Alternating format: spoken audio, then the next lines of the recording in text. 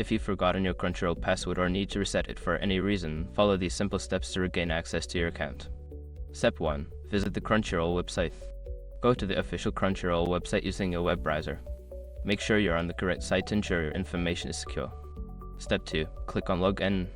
On the homepage, look for the Login button, usually located at the top right corner of the page.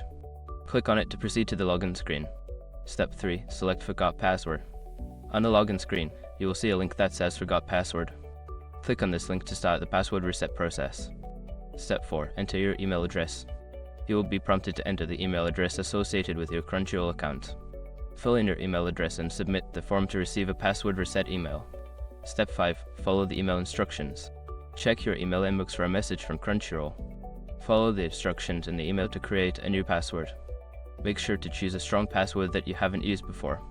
After completing these steps, you should be able to log into your Crunchyroll account with your new password. If you encounter any issues, consider reaching out to Crunchyroll support for further assistance.